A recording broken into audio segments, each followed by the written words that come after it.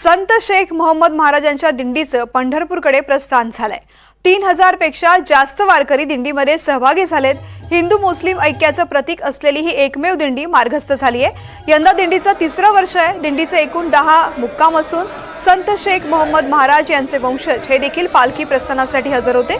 एकीकडे राज्यात आणि देशात हिंदू मुस्लिम वादाच्या घटना घडतायत, तर दुसरीकडे अशा पद्धतीने एका मुस्लिम सुफी संताची पालखी पंढरपूरकडे प्रस्थान ठेवत असल्यामुळे समाजापुढे एक वेगळा आदर्श या निमित्तानं ठेवला गेलाय। पालखी सोहळा हा हे तिसरं वर्ष आहे।